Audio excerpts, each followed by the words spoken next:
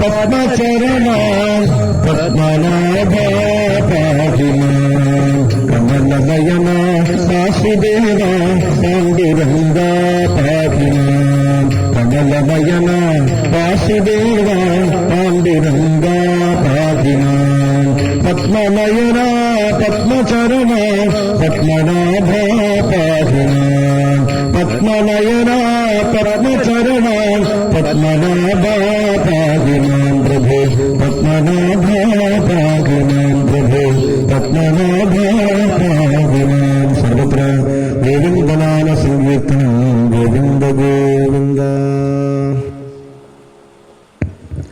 കമനീയ കിശോരമുഗ്ധമൂർത്തേ കളവേണുക്കുണിതാതൃതാനനേന്തോ മമ വാചി വിജൃംഭതാം മുരാരേർമധുരം കമി കാപി കാപി കാപി.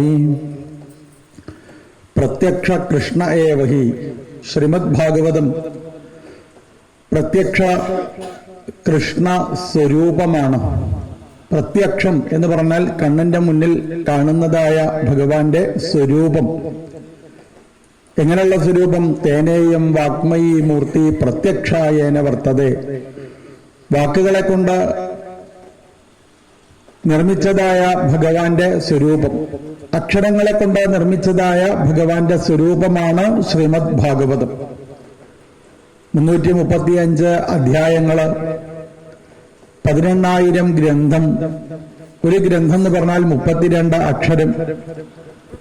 അങ്ങനെ എല്ലാ അക്ഷരങ്ങളും ഒരു സ്ഥലത്തിരുന്ന് ചൊല്ലിക്കഴിഞ്ഞാൽ അവിടെ ഭഗവാന്റെ ആ സ്വരൂപത്തിനെ നമുക്ക് അനുഭവിക്കുവാനായിട്ടതാ സാധിക്കുന്നു. യത് അനുഭൂയതേ തത് പ്രമാണ എന്ന് പറയും. അനുഭവിക്കുന്നുണ്ടോ അതാണ് നമ്മൾ കൂടുതൽ ശ്രദ്ധിക്കുക, അല്ലെ? അനുഭവം വരുന്നുണ്ടെങ്കിൽ അതിനെ തന്നെ നമ്മളിതാ ശരിയാണ് ശരിയാണ് എന്ന് വിചാരിക്കും. അപ്പൊ എങ്ങനെയാണ് ഈശ്വര അനുഭവം നമ്മളിതാ എത്തിച്ചേരുക? ഭഗവത് അനുഭവം ഉണ്ടാവാൻ, ആനന്ദം ഉണ്ടാവാൻ എന്ത് വേണം? അതാണ് ഭാഗവതത്തില് വർണ്ണിച്ച് വരുന്നത്. ഗ്രന്ഥപരിചയം എന്ന് പറയും. ആർക്കാണ് ഈ ഗ്രന്ഥം മനസ്സിലാവുക? അനവധി ജന്മങ്ങളിൽ ഈശ്വരനെ ഉപാസിക്കുമ്പോൾ കിട്ടുന്നതായ പുണ്യം അത് ഒത്തുചേരുന്ന സമയത്താണ് മനുഷ്യ ശരീരത്തിനെ ഭഗവാൻ പ്രദാനം ചെയ്യുന്നത്. മനുഷ്യ ശരീരം കിട്ടിക്കഴിഞ്ഞാലും ഭഗവാനെ ഉപാസിക്കണം എന്നുള്ള ഒരു ചിന്താഗതി എല്ലാവർക്കും ഉണ്ടാവില്ല. കോടിഷ്വപി മഹാമുനെ, കോടിക്കോടി കണക്കിന് ശരീരമുള്ളവരുണ്ട് ഇവിടെ. എന്നാൽ എല്ലാവർക്കും ഈശ്വരനെ ഉപാസിക്കാൻ സാധിക്കുന്നുണ്ടോ?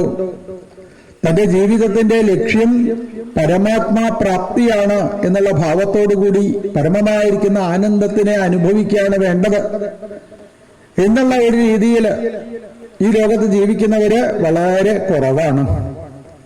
ഈ ലോകത്ത് കാണുന്ന ഓരോ സുഖത്തില് സുഖിക്കുകയും ഓരോ തരത്തിലുള്ള ദുഃഖത്തില് ദുഃഖിച്ചുകൊണ്ടും ഓരോ ദിവസവും ഇങ്ങനെ കഴിഞ്ഞു പോണത് നമ്മളത് അറിയണില്ല.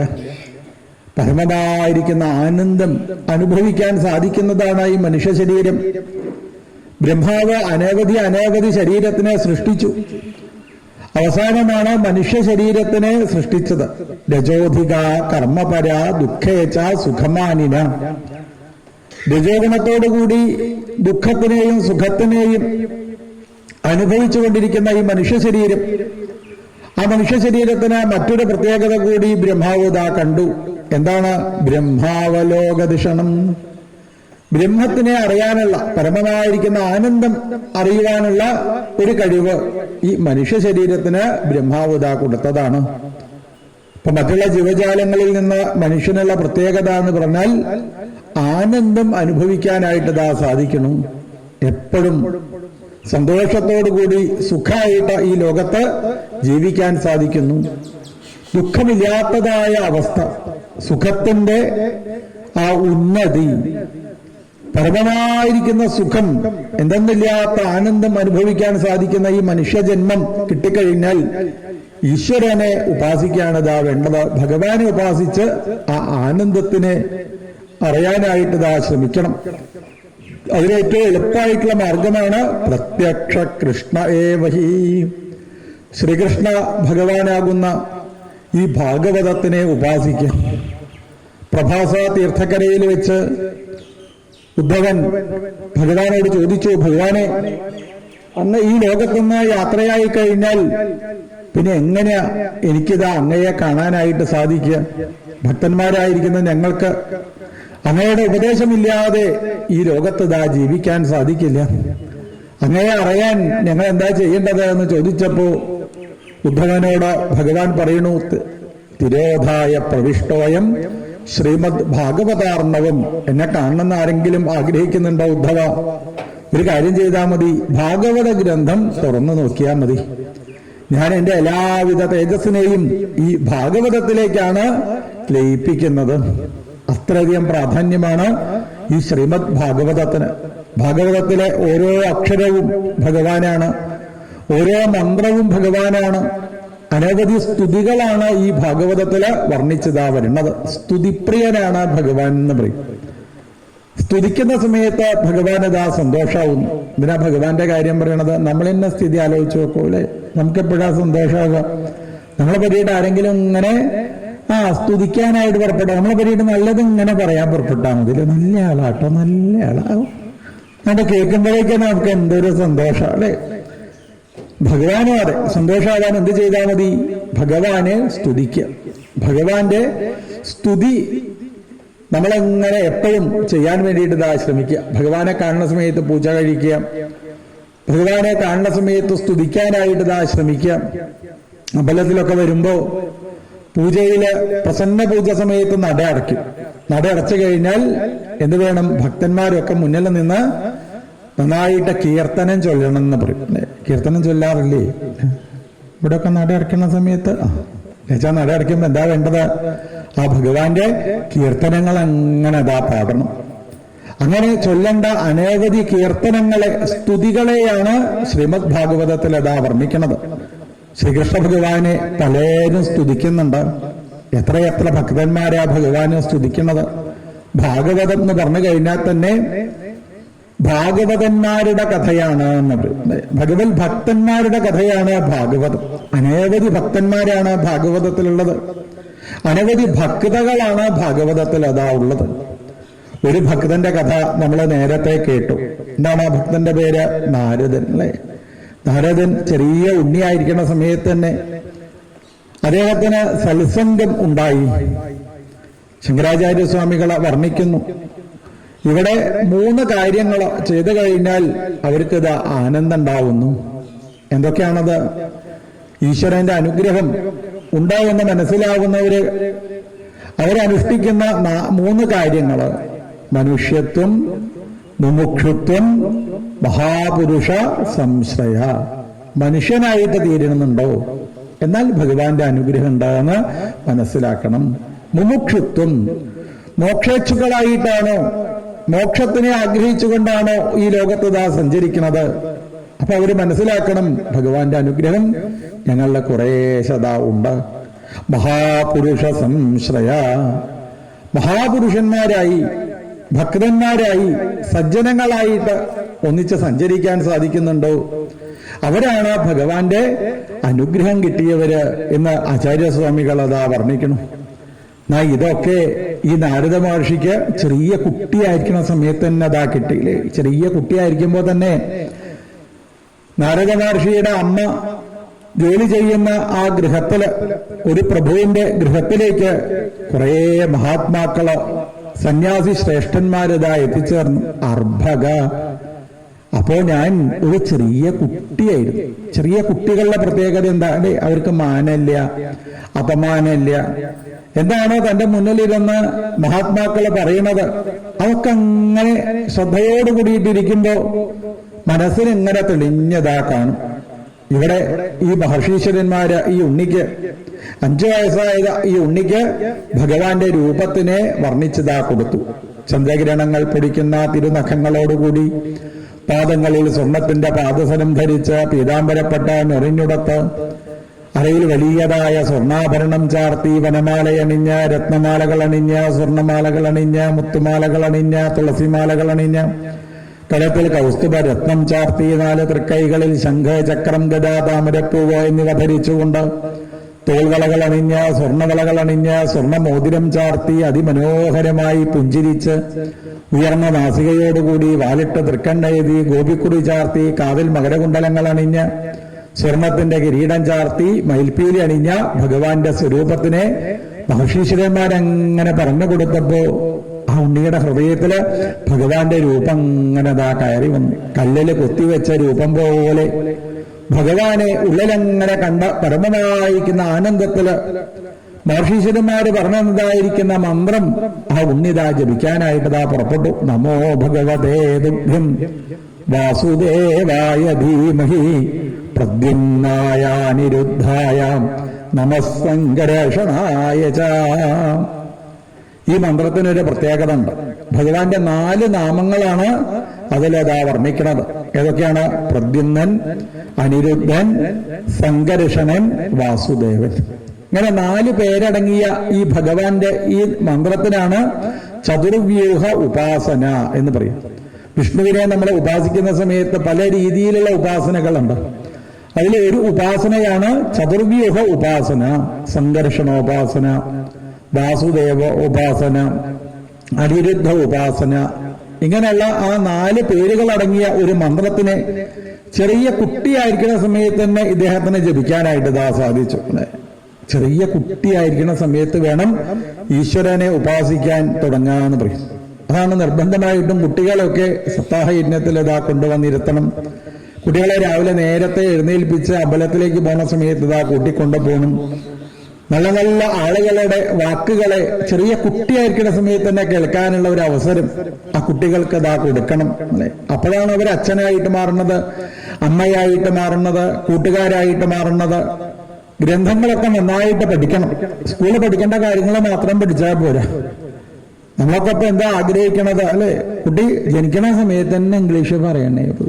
കുട്ടി ജനിക്കണ സമയത്ത് തന്നെ ഇംഗ്ലീഷ് പറയണവരാണ് എന്ന് വിചാരിച്ച് ഭാര്യന്റെ പ്രസവം അമേരിക്കയിൽ നിന്നാക്കിയാലോ, എന്നാ പിന്നെ അപ്പൊ തന്നെ ഇംഗ്ലീഷല്ലേ കേൾക്കുള്ളൂ അല്ലെ എന്ന് വിചാരിച്ച് അങ്ങോട്ട് ഓടി പോവുക.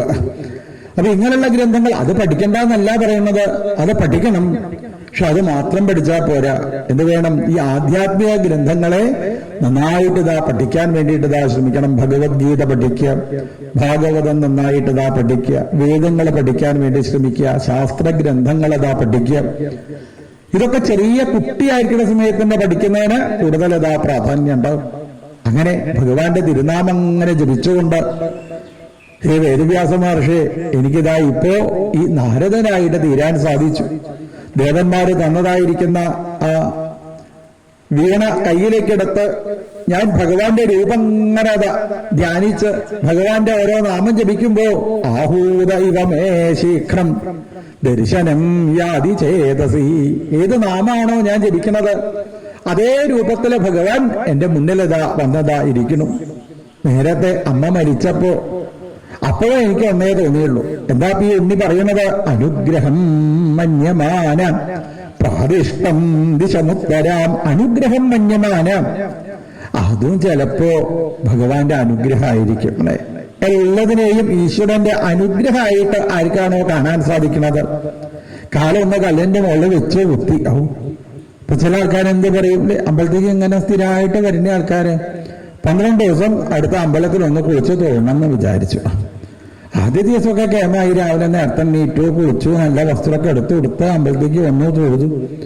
പിറ്റേ ദിവസം രാവിലെ നേരത്തെ നീറ്റ് അമ്പലത്തേക്ക് വരാൻ പറഞ്ഞാൽ കല്ലിന്റെ മുകളിൽ വെച്ച് കുത്തി. കണ്ടില്ലേ അമ്പലത്തിൽ പോണ്ടെന്ന ലക്ഷണം. നമ്മൾ പിന്നെ അങ്ങനെ ഓരോ ലക്ഷണങ്ങളാക്കാട്. അമ്പലത്തേക്ക് പോകാതിരിക്കാൻ എന്തെങ്കിലും മാർഗമുണ്ടോ? അതാണ് ആൾക്കാർ ചിന്തിക്കുക അല്ലേ. ഇതങ്ങനെയല്ല. തന്റെ ജീവിതത്തിൽ വരുന്ന എല്ലാത്തിനെയും ഭഗവാന്റെ അനുഗ്രഹമായിട്ട് ആർക്കാണോ കാണാൻ സാധിക്കുന്നത് അവരെയാണ് ഭഗവത് ഭക്തന്മാര് എന്നിതാ പറയും. അങ്ങനെ ആ ഉണ്ണി അവിടെ നിന്ന് പുറത്തേക്ക് ഇറങ്ങി നേരെ ഭഗവാന്റെ അടുത്ത് എത്തിച്ചേർന്ന് ഭഗവാനെ നന്നായിട്ട് സ്തുതിച്ചു. ആലിന്റെ ചോട്ടിലിരുന്നു. അല്ലെ, ആലെന്ന് പറഞ്ഞാൽ എന്താ പ്രത്യേകത? വിഭൂതി യോഗം. അത് പഠിച്ചു കഴിഞ്ഞാൽ മനസ്സിലാവും. വൃക്ഷങ്ങളിൽ ഞാൻ ആൽമരമാകുന്നു, അതാണ് ഭഗവാൻ പറയുന്നത്. അല്ലെ, ഏറ്റവും വലിയതായിരിക്കുന്ന വൃക്ഷങ്ങളുടെ ഒരു വൃക്ഷമാണ് ആൽവൃക്ഷം. പാല് കണ്ടാൽ എന്ത് മനസ്സിലാക്കണം? പാലിലെ കണ്ണനായിരിക്കുന്ന ഭഗവാനെയാണ് നമ്മൾ എപ്പോഴും മനസ്സിലേക്ക് അതാ ഓർക്കേണ്ടത്. കരാരവിന്ദേന പദാരവിന്ദം മുഖാരവിന്ദേ വിനിവേശയന്തം വടസ്യ പത്രസ്യ പുടേശയാനം ബാലം മുകുന്ദം മനസാ സ്മരാമി. ഈ ഉണ്ണി ആലിന്റെ ചുവട്ടില് പിപ്പലോപസ്ഥാശ്രിത. ആ ആലിന്റെ ചുവട്ടിൽ അങ്ങനെ ഇരിക്കുമ്പോ കണ്ണടച്ചാൽ മഹർഷീശ്വരന്മാര് പറഞ്ഞു തന്നതായ ഭഗവാന്റെ രൂപം. കണ്ണ് തുറന്നാലോ ആലിലുള്ള ആ ഭഗവാൻ എങ്ങനെ ശ്രദ്ധിക്കും. അത്ര എവിടെ നോക്കിക്കഴിഞ്ഞാലും ഭഗവാനെ മാത്രം കണ്ട ആ ഉണ്ണി നാരദ മഹർഷിക്കതാ ഇപ്പോ ഭഗവത് കഥകളെ മാത്രമേ പറയാനുള്ളൂ. ഇങ്ങനെ തന്റെ മുന്നിൽ അങ്ങനെ വന്നിരുന്ന ഭഗവാന്റെ കഥകളെ നന്നായിട്ട് പറഞ്ഞു തന്ന് തന്റെ എല്ലാവിധ ദുഃഖങ്ങളെയും ഇല്ലാതാക്കുന്ന നാരദ മഹർഷിയുടെ പാദങ്ങളിലേക്ക് ഇപ്പോഴാ വേദവ്യാസ മഹർഷി വീണ് നമസ്കരിച്ചു. അഹോ ദേവർഷ്യർധന്യോയം യൽകീർത്തിം ശാർങ്ങധന്വന ഗായൻ മാദ്യന്യതം തന്ത്ര്യ രമയതി ആതുരം ജഗൽ. ആരെയാണ് ധന്യന്മാര് എന്ന് പറയുക അല്ലെ? നമ്മളെ പല ആൾക്കാർ ഇപ്പൊ ധന്യന്മാരെന്നൊക്കെ പറയണ്ട. ചില ആൾക്കാർക്ക് എഴുത്തെഴുതുമ്പോ ധന്യാത്മെന്ന് എഴുതുകയും ചെയ്യും.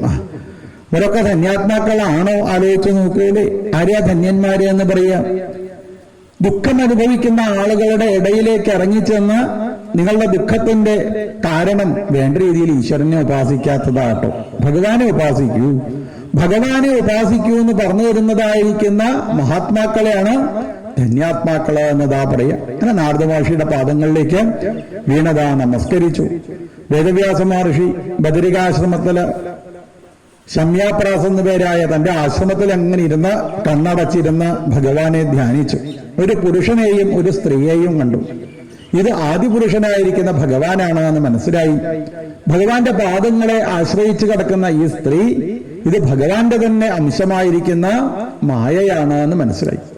അപ്പൊ മായയോട് കൂടിയതായ ആ ഭഗവാനെ, ശ്രീകൃഷ്ണ ഭഗവാനെ പുണ്യ നായകനാക്കിക്കൊണ്ട്, മുഖ്യനായകനാക്കിക്കൊണ്ട് ഒരു പുരാണം എഴുതാൻ നാരദ മഹർഷി തീരുമാനിച്ചു. അങ്ങനെ അദ്ദേഹം അവിടെ സമാധിയിലിരിക്കുന്നു. സമാധിയിൽ അങ്ങനെ ഇരിക്കുന്ന അദ്ദേഹത്തിന് ഇപ്പോ ഹൃദയത്തിൽ ഭക്തി ഉണ്ടായി. ഭഗവത് പാദാരവിന്ദ ഭക്തി. ഭക്തി ഉൽപദ്യതേ പുംസ ശോകമോഹ ഭയാവഹ. ഭഗവാന്റെ പാദങ്ങളിലെ ഭക്തി വന്നു കഴിഞ്ഞാലുള്ള ഗുണം എന്താണ്? ശോകം ഇല്ലാതാവും, മോഹം ഇല്ലാതായിട്ട് തീരണു, ഭയം ഇല്ലാതായിട്ട് തീരണു. അപ്പൊ ഭയം ഇല്ലാതെയാകണോ? എന്ത് ചെയ്താൽ മതി? ഭക്തി ഉണ്ടായാൽ മതി പറയും അല്ലെ? എന്താ ഭക്തി എന്നുള്ളത് നമ്മൾ നേരത്തെ പറഞ്ഞു. ഭഗവാന്റെ പാദങ്ങളെ മുറുക്കി പിടിച്ച് ജീവിക്കാൻ സാധിച്ചു കഴിഞ്ഞാൽ അതിനാണ് ഭക്തി എന്ന് പറയാ. ഒരാളെപ്പോഴും തന്റെ അടുത്തുണ്ടായിച്ചാൽ നമുക്ക് ഭയം ഉണ്ടാവോ? ആലോചിച്ച് നോക്കൂ അല്ലെ? ചില ആൾക്കാർക്കൊക്കെ വല്ലാതെ ഇരുട്ടായി കഴിഞ്ഞാ ഭയ. അപ്പൊ ഇരുട്ടായി കഴിയുന്ന സമയത്ത് ഒറ്റയ്ക്ക് നടക്കാനാ ഭയം അല്ലേ? അപ്പൊ ആൾക്കാർ എന്ത് ചെയ്യും? വേറെ ഒരാളോടെയും കയ്യെ പിടിക്കും. നീയോടെയും വരുമോ കൂട്ടത്തില്? നീയോടെയും വരുമോ അല്ലെ? നീയോടെയും വരുമോ കൂട്ടത്തില് എന്ന് ചോദിച്ച് വേറൊരാളുടെയും കൂടി കയ്യെ പിടിച്ചു പോകുന്ന സമയത്ത് നമുക്ക് അത്ര ഭയം ഉണ്ടാവില്ല. എന്നാ ഈ ഭഗവാനാണ് നമ്മളെ കയ്യെ പിടിക്കാനുള്ളത് വെച്ചാല്, ഇപ്പൊ ഭഗവാൻ തന്റെ കൂട്ടത്തിലുണ്ടാകണം വിചാരിച്ചാൽ എന്തുണ്ടാവില്ല? ഭയം ഉണ്ടാവില്ല. എല്ലാവിധ ഭയത്തിനെയും ഇല്ലാതാക്കുന്ന, എല്ലാ ശോകത്തിനെയും ഇല്ലാതാക്കുന്ന ഭഗവത് പാദാരവിന്ദ ഭക്തി അങ്ങനെ വേദവ്യാസ മഹർഷിയുടെ ഹൃദയത്തിൽ അങ്ങനെ കയറിതാ വന്നു. അങ്ങനെ ഭക്തിയോടുകൂടിയിട്ട് ധ്യാനിച്ചിരിക്കുന്ന വേദവ്യാസ മഹർഷിക്ക് ഇപ്പോ മഹാഭാരത ഗ്രന്ഥത്തിന്റെ അവസാന ഘട്ടങ്ങളാണ് കാണാൻ സാധിക്കുന്നത്. കുരുക്ഷേത്ര ഭൂമി, അതങ്ങനെ കൂരി അമ്പയിട്ട് കടക്കുന്നതായ ദുര്യോധനൻ, ആ ദുര്യോധനെ കാണാനായിട്ട് വരുന്ന ദ്രോണാചാര്യരുടെ പുത്രനായിരിക്കുന്ന അശ്വത്ഥാമാവ്, അശ്വത്ഥാമാവിന് തന്റെ രാജാവിന്റെ ഈ ദുർവിധി ആലോചിച്ച് വല്ലാത്ത വിഷമം. അശ്വത്ഥാമാവ് വിചാരിച്ചു ദുര്യോധന് ഇഷ്ടമുള്ള എന്തെങ്കിലും ഒന്ന് ചെയ്തു കൊടുക്കണം. നേരെ കയ്യിലേക്ക് വാളെടുത്ത് പാണ്ഡവരുടെ പടകുടീരത്തിലേക്ക് കയറിപ്പോയി. അവിടെ കടന്നുറങ്ങുന്നതായ പാണ്ഡവരുടെ കുട്ടികളൊക്കെ വെട്ടിക്കൊന്നു. രക്തം ഒലിക്കുന്നതായ വാള് കയ്യിലേക്കെടുത്ത് അശ്വത്ഥാമാവ് ദുര്യോധന്റെ അടുത്ത് വന്നു. ദുര്യോധനൻ പറഞ്ഞു, നീ ആ കുട്ടികളെ ഒരിക്കലും കൊല്ലാൻ പാടില്ലായിരുന്നു. എന്റെ പിതൃകർമ്മം ചെയ്യാൻ ഈ ലോകത്തിന് ആകപ്പാടെ ബാക്കിയുള്ളത് പാണ്ഡവരുടെ കുട്ടികളാ. നീ എന്തിനെ അവരെ ഉപദ്രവിച്ചത്? ആരാ പറയണത്? ആലോചിച്ച് നോക്കൂലേ? ദുര്യോധനാ പറയണത്. പാണ്ഡവരെ ഉപദ്രവിക്കാൻ പാടില്ല എന്ന് ദുര്യോധന കുറച്ചു കാലം മുന്നേ ഓർമ്മ ഉണ്ടായാൽ മതിയായിരുന്നു. സാധാരണ എന്നാ പിന്നെ മഹാഭാരത യുദ്ധം തന്നെ ഉണ്ടാവുമോ? അല്ലേ, മഹാഭാരത യുദ്ധം തന്നെ ഉണ്ടാവില്ല. സാധാരണയ്ക്ക് ആൾക്കാർക്ക് ഈ ബോധം എപ്പോഴേ ഉണ്ടാവുള്ളൂ, മറ്റുള്ള ഉപദ്രവിക്കാൻ പാടില്ല എന്നുള്ള ബോധം അത് മരണക്കിടക്കയിൽ കിടക്കുന്ന സമയത്താണ് ഉണ്ടാവുക പറയും. അല്ലേ, മരണക്കിടക്കയിൽ ഇങ്ങനെ കിടക്കുന്ന സമയത്ത് പല ആൾക്കാരും കാണാൻ വരുമ്പോ കിടക്കുന്ന ആൾക്ക് തോന്നും, ഞാൻ ഇയാൾക്കെതിരായിട്ട് കള്ളക്കേസൊന്നും കൊടുക്കണ്ടില്ലായിരുന്നു കേട്ടോ, വേണ്ടില്ലായിരുന്നു കേട്ടോ എന്ന് എപ്പോഴാണ് നമുക്ക് തോന്നുക? ജീവിതത്തിന്റെ അവസാനത്തിലാണ് ആളുകൾക്ക് ഇതാ തോന്നുന്നത്. പക്ഷേ അശ്വത്ഥാമാവിന്റെ ദേഷ്യം ഇല്ലാതാവുന്നില്ല. തന്റെ ആവനാഴിയിൽ നിന്ന് ഒരമ്പെടുത്ത് ഉത്തരാദേവിയുടെ ഉദരത്തിൽ വളർന്നു വരുന്ന പാണ്ഡവരുടെ അവസാന വിത്ത് അതും കൂടി ഇല്ലാതാവണം എന്നുള്ള രീതിയിൽ ആ അമ്പത് അയച്ചൂത്രേ. അതിനെ പ്രത്യസ്ത്രമായിട്ട് അർജുനനും ബ്രഹ്മാസ്ത്രം കൊടുത്തു. രണ്ടസ്ത്രവും ആകാശത്തങ്ങനെ നിൽക്കുമ്പോ ഈ ഭൂമി മുഴുവനും ഇപ്പോ ഭസ്മമായിട്ട് തീരുന്നു വിചാരിച്ച് ബഹുശീശ്വരന്മാരൊക്കെ ഭഗവാനെ സ്തുതിച്ചു. അർജുനൻ ബ്രഹ്മാസ്ത്രത്തിനെ തിരിച്ചു പിടിച്ചു. പക്ഷെ അശ്വത്ഥാമാവിന് അത് തിരിച്ചു പിടിക്കാനുള്ള മന്ത്രം ഇയാൾ പഠിച്ചില്ല. അങ്ങനെ അശ്വത്ഥാമാവ് ആ അസ്ത്രം ഉത്തരാദേവിയുടെ ഉദരത്തിലുള്ള പരീക്ഷിത് മഹാരാജാവിന്റെ അടുത്ത് എത്തിച്ചേർന്നു. തന്റെ ഉദരത്തിലങ്ങനെ വളർന്നു വരുന്ന കുഞ്ഞിന് വല്ലാത്ത വിഷമം വരണ്ടോ അത് മനസ്സിലാക്കിയ ഉത്തരാദേവി ഭഗവാനെ പ്രാർത്ഥിച്ചു. പാഹി പാഹി മഹായോഗി ദേവദേവ ജഗൽപദേ നാണ്യം തദഭയം പശ്യേ എത്ര മൃത്യു പരസ്പരം. പാഹി പാഹി മഹായോഗി, പാഹി പാഹി എന്നെ രക്ഷിക്കണേ ഭഗവാനെ രക്ഷിക്കണം. അന്നല്ലാതെ ഇനി ഈ ലോകത്തെ എന്നെ രക്ഷിക്കാൻ വേറൊരാളില്ലാത്ത ഭഗവാനെ. എന്നാ അന്യം തദഭയം, അങ്ങയിൽ നിന്ന് അന്യമായിട്ട് രക്ഷിതാവായി ഈ ലോകത്ത് ആരുമില്ല. ഇതെപ്പോഴേ നമുക്ക് തോന്നില്ലേ? ആദ്യമൊക്കെ നമ്മൾ വിചാരിക്കും അല്ലേ, ഭർത്താവ് എന്നെ രക്ഷിക്കും, ഭാര്യ എന്നെ രക്ഷിക്കും, കുട്ടികൾ എന്നെ രക്ഷിക്കും, ഡോക്ടർമാരെന്നെ രക്ഷിക്കും, മറ്റുള്ള ആൾക്കാരെന്നതാ രക്ഷിക്കും അല്ലേ. ഇവരൊക്കെ രക്ഷിതാവാണ് എന്ന് വിചാരിച്ച് അവരൊക്കെ അടുത്ത് പോയി അവരൊക്കെ എന്നെക്കൊണ്ട് സാധിക്കില്ലാട്ടോ എന്ന് പറഞ്ഞ് എല്ലാവരും നമ്മൾ ഉപേക്ഷിക്കുമ്പോ അവസാനം എത്തിച്ചേരുന്ന ഒരാളുണ്ട്. അതാണ് വൈദ്യനാഥനായിരിക്കുന്ന സാക്ഷാൽ ഭഗവാൻ.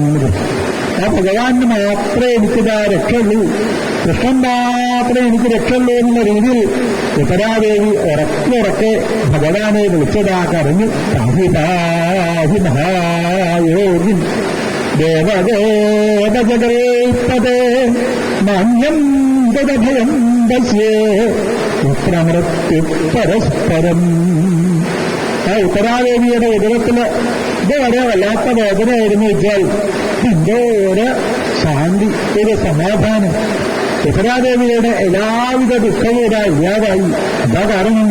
സാക്ഷാൽ ഭഗവാൻ തന്നെ ചെറിയ ഒരു സ്വരൂപം സ്വീകരിച്ച് ഉത്തരാദേവിയുടെ ഉദരത്തിലങ്ങനെ വളർന്നു വരുന്നതായിരിക്കുന്ന ആ ഉണ്ണിയെ പരീക്ഷിക്കുന്നതിനെ രക്ഷിക്കാനായിട്ട് പുറപ്പെട്ടു.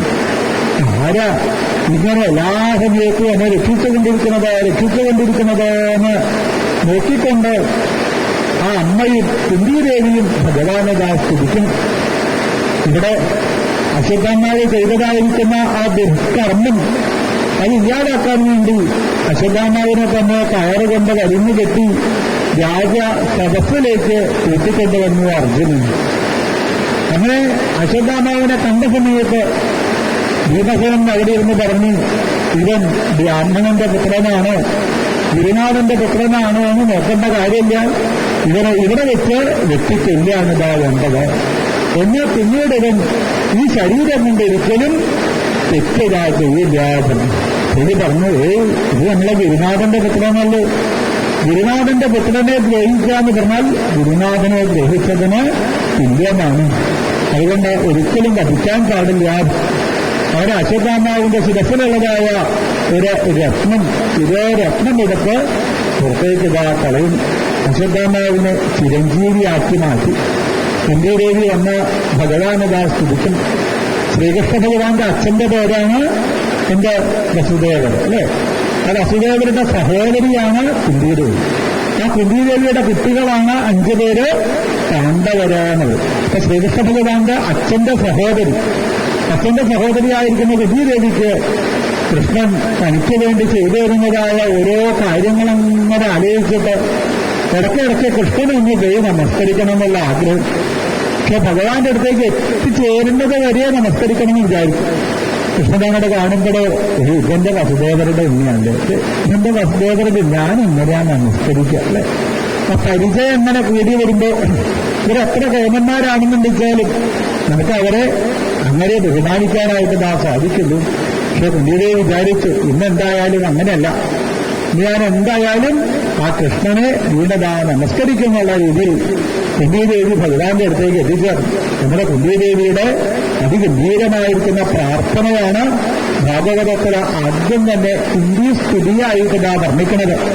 നമസ്തേ പുരുഷം രാജ്യം ഈശ്വരം പ്രകൃതേശ്വരം അലക്ഷ്യം സർവഭൂതാനാം അന്തർബഹിരവസ്ഥിതം മായാജനനികാച്ഛന്നം അജ്ഞാതോക്ഷതമയ്യം ന ലക്ഷ്യസേ മൂഢവൃഷ നഭോ നത്യധരേ യഥാ തഥാ പരമഹംസാനാം മുനീനാമമലാത്മനാം ഭക്തിയോഗവിധാനാർത്ഥം കഥം പശ്യേമി ഹി സ്ത്രിയ കൃഷ്ണായ വാസുദേവായ ദേവകീനന്ദനായ നന്ദഗോപകുമാരായ ഗോവിന്ദായ നമോ നമഃ.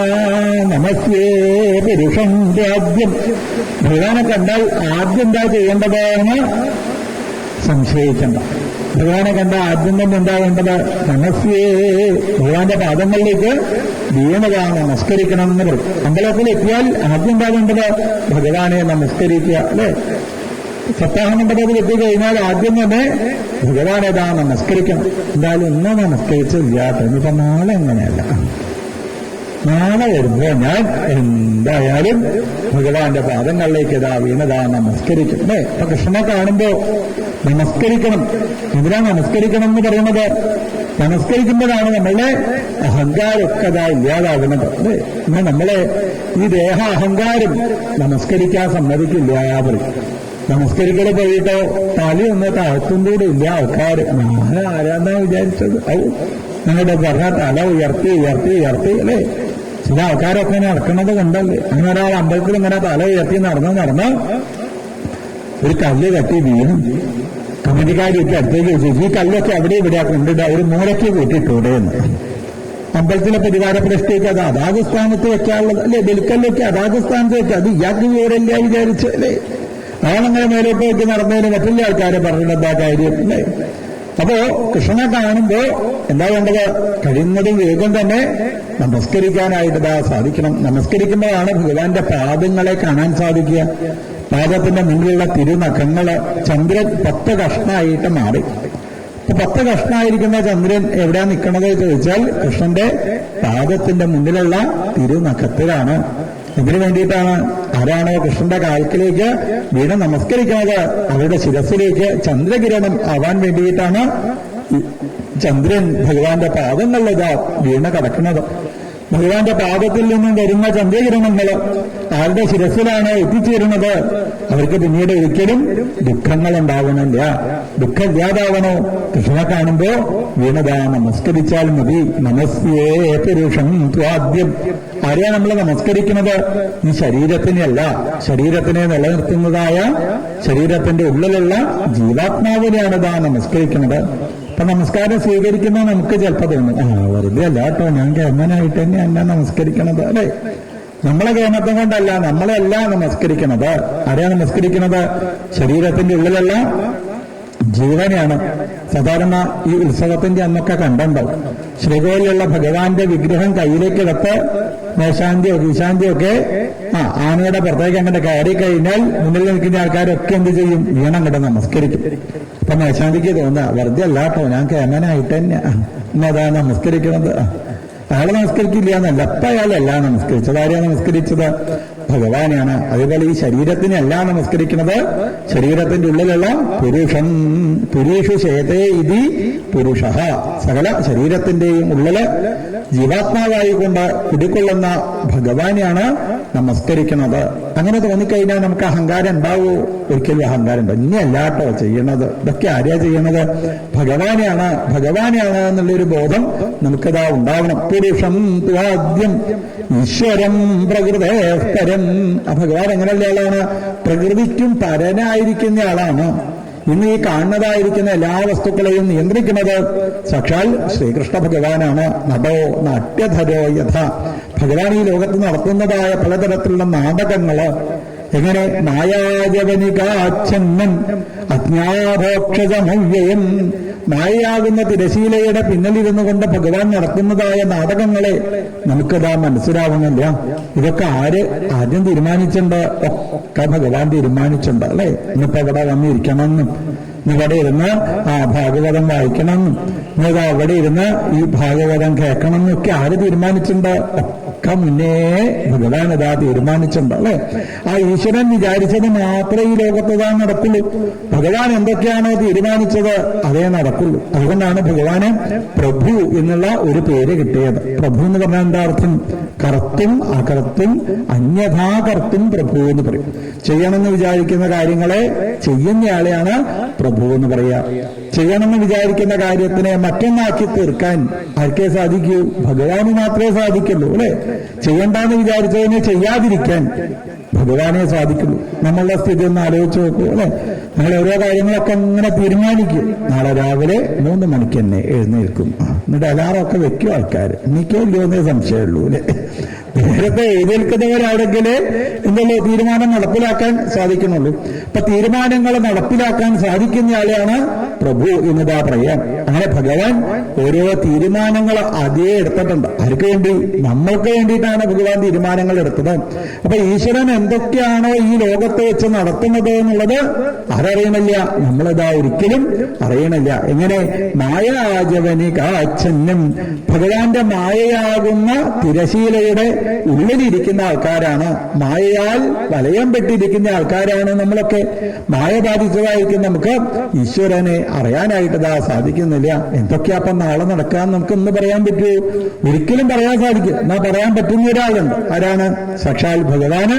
ഇതൊക്കെ അതാ അറിയാൻ ഉള്ളിലിരുന്ന് ഭഗവാൻ എങ്ങനെ ചിരിക്കുക. ഓരോരോ ആൾക്കാർ ഓരോന്ന് പറയുന്ന സമയത്ത് അല്ലെ, ലോട്ടറി ടിക്കറ്റ് എടുക്കുന്ന സമയത്ത് ഭഗവാൻ പറയാം, നീ എന്തിനാ എടുക്കുന്നത്? നീ എന്തിനാ അത് എടുക്കുന്നത്? വേണ്ടാട്ടോ അല്ലെ.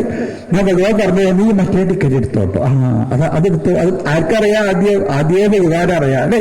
അപ്പൊ ഭഗവാൻ സുഹൃത്തായിട്ട് ദാ തീരണം. ആ കൃഷ്ണൻ സുഹൃത്തായിട്ട് ദാ തീരണം. പുരുഷം ദ്വാദ്യമീശ്വരം പ്രകൃതേ പരം അലക്ഷ്യം സർവഭൂതാനാം അന്തർബഹിരവസ്ഥിതം. അലക്ഷ്യം സർവഭൂതാനാം. സകല ഭൂതജാലങ്ങളിലും അലക്ഷ്യമായിക്കൊണ്ട് സ്ഥിതി ചെയ്യുന്നുണ്ടതാ ഭഗവാൻ. എങ്ങനെ? വിറകിന്റെ ഉള്ളിൽ എപ്രകാരമാണോ അഗ്നിയുള്ളത് അതേപോലെയാണ് ഈശ്വരൻ നിൽക്കുന്നത് എന്ന് പറയും അല്ലെ. വിറകിന്റെ ഉള്ളിൽ അഗ്നി ഉണ്ടല്ലോ അല്ലെ. എന്നാ അഗ്നിയെ കാണുന്നുണ്ടോ? ആലോചിച്ച് നോക്കൂ അല്ലെ. വിറകിന്റെ ഉള്ളിൽ അഗ്നിയെ കാണുന്നുണ്ടോ? കാണുന്നില്ല. എന്നാ അത് കത്തിക്കാൻ പുറപ്പെട്ടാലോ? അഗ്നിയെ കാണുന്നുണ്ടോ? ഇതേപോലെ നമ്മളുടെയൊക്കെ ഉള്ളില് സാക്ഷാൽ ഭഗവാൻ ഇതായിരിക്കണുണ്ടോ? ആ ഈശ്വര ചൈതന്യത്തിനെ അറിയാണതാ വേണ്ടത്. അലക്ഷ്യം സർവഭൂതാനാം അന്തർബഹി അവസ്ഥിതം. എങ്ങനെ? കുടത്തിന്റെ ഉള്ളിലുള്ളായിരിക്കുന്ന ആകാശത്തിന് ഘടാകാശം എന്ന് പറയും. കുടത്തിന്റെ പുറത്തുള്ള ആകാശത്തിന് ബഹിരാകാശം എന്ന് പറയും. ഇതേപോലെ പുറത്ത് പരമാത്മാവായിക്കൊണ്ടും ശരീരത്തിന്റെ ഉള്ളിൽ ജീവാത്മാവായിക്കൊണ്ടും സാക്ഷാൽ ഭഗവാനത ഇരിക്കുന്നുണ്ട്. ആ ഈശ്വരനെ അറിയാൻ വേണ്ടിയിട്ട് ഇതാ ശ്രമിക്കണം. ഒരു സ്ത്രീയായിരിക്കുന്ന എനിക്ക് ഭഗവാനെ അങ്ങയെ പറ്റിയിട്ടൊന്നും അറിയില്ലല്ലോ, ഭഗവാനെ ഒന്നും അറിയില്ലല്ലോ എന്ന് പറഞ്ഞപ്പോ ഭഗവാൻ ചോദിച്ചു, അറിയണത് എന്തെങ്കിലും ഉണ്ട് വെച്ചാൽ പറയാൻ പറഞ്ഞു. ഇപ്പോഴാണ് കുന്തിദേവി പറയുന്നത്, കൃഷ്ണായ വാസുദേവായ ദേവകീനന്ദനായ ച നന്ദഗോപകുമാരായ ഗോവിന്ദായ നമോ നമ. അങ്ങ് കൃഷ്ണനാണോ എന്ന് എനിക്കറിയാം. കൃഷ്ണൻ എന്ന് പറഞ്ഞാൽ എന്താ അർത്ഥം? ആകർഷിക്കുന്നവനാണ് ഭഗവാൻ. ഒരിക്കലും ഭഗവാന്റെ കഥ കേട്ട് കഴിഞ്ഞാൽ ഒന്നും കൂടി കേൾക്കണം തോന്നും. ഒരിക്കലും ഭഗവാൻ ഒന്ന് കണ്ടു കഴിഞ്ഞാൽ ഒന്നും കൂടി കാണണം കാണണമെന്നുണ്ടാ തോന്നും അല്ലെ. പിന്നെ ഇങ്ങനെ ആ കൃഷ്ണന്റെ അടുത്തേക്ക് പോകണമെന്ന് നമുക്കതാ തോന്നുന്നു. അതുകൊണ്ടാണ് ഭഗവാന് കൃഷ്ണൻ എന്നുള്ള പേര് തന്നെ ഇതാ കിട്ടിയത്. ആകർഷിക്കുന്നത് കൊണ്ടാണ് ഭഗവാന് കൃഷ്ണൻ എന്നുള്ള പേര് ഇതാ കിട്ടിയത് അല്ലെ. ആകർഷിക്കുന്നവരാണിതാ സാക്ഷാൽ ഭഗവാൻ. ഗുരുവായൂർ അമ്പലത്തിലൊക്കെ പോയി ഭഗവാനെ ഒരിക്കലും കണ്ടാൽ അവിടെ നിൽക്കാൻ അവര് സമ്മതിക്കില്ല അല്ലെ. മാറോ മാറോ മാറോ മാറോ നമുക്ക് നാമം ജപിച്ചൂടെ അവിടെ ഇരുന്ന് അല്ലെ. നാമം ജപിക്കില്ല. മാറോ മാറോ മാറോ മാറോ എന്നിങ്ങനെ പറഞ്ഞിട്ട് കാര്യമില്ല. എത്ര ആൾക്കാരാ പിന്നീട് നിൽക്കണത്, ആയിരക്കണക്കിന് ആൾക്കാര് പിന്നീട് എങ്ങനെ നിൽക്കണ സമയത്ത് നമ്മളിതാ അത്രയും ദൂരത്തുനിന്ന് വന്നതാണെന്ന് പറഞ്ഞിട്ട് കാര്യമില്ല. എത്ര ആൾക്കാരുണ്ട്, അവർക്കൊക്കെ ഇതാ ഭഗവാനെ കാണാനുള്ള സൗകര്യം ചെയ്യണ്ടേ അല്ലെ. എന്നിട്ട് സൗകര്യം മതിയാവുന്നുണ്ടോ? ഭൂലോക വൈകുണ്ഠമായിരിക്കുന്ന ഗുരുവായൂർ അമ്പലത്തിൽ ഭഗവാൻ ഒരു നോക്ക് കാണാൻ തരാവണേ തരാവണേ തരാവണേ എന്ന് വിചാരിച്ചങ്ങനെ നിൽക്കുമ്പോ അപ്പൊ തന്നെ അവിടുന്ന് മാറി തിരിച്ചു വരുമ്പോ ഒന്നും കൂടി കൃഷ്ണനെ കാണണേ, ഒന്നും കൂടി കൃഷ്ണനെ കാണണേ, ഒന്നും കൂടി ഭഗവാനെ കാണണേ കാണണേ കാണണേ എന്നങ്ങനെ വിചാരിച്ച് അല്ലെ. പിന്നെ ആളുകൾക്ക് എന്താ ആഗ്രഹം? ആ കൃഷ്ണനെ തന്നെ കാണാനായിട്ട് ഇതാ സാധിക്കണേ. ഭഗവാന്റെ കഥ ഒരിക്കലും കേട്ട് കഴിഞ്ഞാൽ പിന്നെയും കേൾക്കണമെന്നതാ തോന്നും. നമുക്കൊക്കെ ഇപ്പോ ഈ സപ്താഹ യജ്ഞത്തിന് മുന്നിൽ ഇതാ അവിടെ വന്നിരിക്കാൻ സാധിക്കുന്നുണ്ട് വെച്ചാൽ അതിന്റെ കാരണം എന്താണ്? എവിടുന്നോ കൃഷ്ണന്റെ കഥ ആകുന്ന വലയത്തില് നമ്മൾ അറിയാതെ പെട്ടുപോയി ഉണ്ടാവും. ചിലപ്പോ അതൊന്നും അറിഞ്ഞിട്ടൊന്നും ആവില്ല അതിന്റെ മുന്നിൽ വന്നിണ്ടാവുക. ഒരുപാട് അമ്പലത്തിൽ ഏതോ ഒരു കല്യാണം ഉണ്ട്. കല്യാണത്തിന് പോയതാ. കല്യാണത്തിന് പോയ സമയത്ത് തിക്കലും തിരക്കലും പെട്ട ആൾക്കാർ ഉള്ളിക്ക് അങ്ങോട്ട് കടന്നു. അവിടെ എത്തിയപ്പോഴതാ അവിടെ ഇരുന്ന ഒരാളിങ്ങനെ കഥ ഇങ്ങനെ പറയുന്നുണ്ട്. കുഴപ്പമില്ലല്ലോ ഭഗവാനെ തോന്നി കുറച്ചേരം അവിടെ ഇരുന്നു. അവിടെ ഇരുന്ന് എത്രയായപ്പോ നിർത്തി. അപ്പൊ അവിടെ ഭക്ഷണമൊക്കെ ഉണ്ടാക്കാൻ കഴിച്ചു. 9:15 തുടങ്ങാമെന്ന് പറഞ്ഞു. പിന്നെ അവിടെ പോയിരുന്നു. അത് കഴിഞ്ഞ് ഉച്ചയായി കല്യാണത്തിന് വന്ന ആൾക്കാരൊക്കെ പോകാനായിട്ട് പുറപ്പെട്ടപ്പോ ഫോൺ വിളിച്ച് ചോദിച്ചു, നീ പോരുന്നല്ലേ? അതെ, ഞാൻ കുറച്ച് കഴിഞ്ഞിട്ട് പോരാട്ടോ. 2:30 മണിക്ക് തുടങ്ങിയപ്പോ പിന്നെ അവിടെ ഇരുന്നു. എന്തിനു പറയണു? ഈ ഭാഗവതം ഇവര് കേട്ട് കഴിഞ്ഞിട്ട് അവിടുന്ന് യാത്രയായി കഴിയുമ്പോ പിന്നെ എന്താ അവരുടെ മനസ്സിൽ ആഗ്രഹം ഉണ്ടാവുക? നീ എപ്പോഴാ കൃഷ്ണകഥ കേൾക്കാൻ തരാവുക? ഇത് എപ്പോഴാ കൃഷ്ണകഥകളെ കേൾക്കാൻ തരാവുക? പിന്നെയും അവര് ആ ഭഗവാൻ തന്റെ കഥയുടെ അടുത്തേക്ക് എങ്ങനെ പിടിച്ചതാ വലിക്കണത് നമ്മളതാ അറിയണില്ല.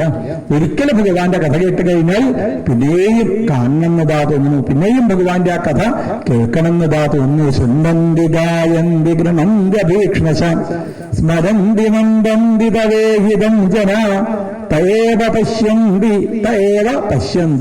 അങ്ങനെ ഭഗവാന്റെ കഥ കേൾക്കുമ്പോഴും ഭഗവാന്റെ ആ രൂപത്തിനെ തന്നെ നന്നായിട്ട് അങ്ങനെ ധ്യാനിച്ചു കൊണ്ടിരിക്കുന്ന സമയത്തുമാണ് അങ്ങനെയുള്ള ആളുകൾക്കാണ് തയേവ പശ്യന്തി, ആ ഭഗവാനെ നേരിട്ട് കാണാനായിട്ട് സാധിക്കുന്നത്. ഗംഗേവ യുഖം തന്നതി, ഗംഗാദേവി എല്ലാവിധ തടസ്സങ്ങളെയും മാറ്റി എങ്ങനെയാണോ ആ സമുദ്രത്തിലേക്ക് സാഗരത്തിലേക്ക് ഒഴുകി വരുന്നത്, അതേപോലെ എന്റെ മനസ്സിൽ നിന്നും വരുന്നതായിരിക്കുന്ന എല്ലാവിധ ചിന്താഗതികളും ഭഗവാനെ അങ്ങയിലേക്ക് എത്തിച്ചേരണേ. ഗംഗാനദി ഒഴുകുന്നതിന്റെ ഇടയില് ഏതെങ്കിലും തടസ്സങ്ങൾ ഉണ്ടെച്ചാൽ ആ ഗംഗാനദി അതൊന്നും ഒക്കെ പതിവില്ല. നമ്മളുടെ സ്ഥിതി ആലോചിച്ച് നോക്കൂ അല്ലെ. ഈശ്വരനെ ഉപാസിക്കണം എന്ന് വിചാരിച്ച് ഇറങ്ങിത്തിരിക്കുമ്പോ എന്തെങ്കിലും ചെറിയൊരു തടസ്സം കണ്ടു കഴിഞ്ഞാൽ ഞാൻ എന്ത് വിചാരിക്കും? ഇന്ന് പോണ്ടാന്നാട്ടോ പറയുന്നത്. കണ്ടില്ലേ, മഴ അതാ പെയ്യണു. മഴ ചെയ്യുന്ന സമയത്ത് അവിടെ പോയി സുഖമായിട്ട് കടന്നിറങ്ങിക്കൂടെ? പിന്നെ ഇവിടെ കയറി ഇരിക്കണത് പറഞ്ഞ നിങ്ങളെ ശ്രദ്ധയൊക്കെ തന്നിൽ നിന്നതാ ഇല്ലാതായിട്ടതാ തീരണു. എന്നാൽ ഗംഗാനദിയുടെ ഒരു ഭാഗ്യം ആലോചിച്ച് നോക്കൂ. ഏത് തടസ്സങ്ങളുണ്ടെങ്കിലും ആ തടസ്സങ്ങളൊന്നും നോക്കാതെ ഗംഗ ഇപ്പോ ഭഗവാന്റെ പാദങ്ങളിലേക്കാണ് ഒഴുകിയത എത്തിച്ചേരുന്നത് അല്ലെ. ഇതേപോലെ ആയിരിക്കണം മനസ്സ് എന്ന് പറയും. അങ്ങനെയുള്ള മനസ്സാണ് എല്ലാവിധ പ്രതിബദ്ധങ്ങളെയും മാറ്റിക്കൊണ്ട് കൃഷ്ണനെ കിട്ടാനുള്ള ഒരൊറ്റ ലക്ഷ്യത്തോട് കൂടിയിട്ടാണ് നമ്മൾ സഞ്ചരിക്കുന്നത് എന്നുണ്ടെങ്കിൽ അവർക്കാണ് പരമമായിരിക്കുന്ന ആനന്ദം ജീവിതത്തിൽ അതാ ഉണ്ടാവുന്നത്. കുറെ തടസ്സങ്ങളൊക്കെ ഉണ്ടാവും.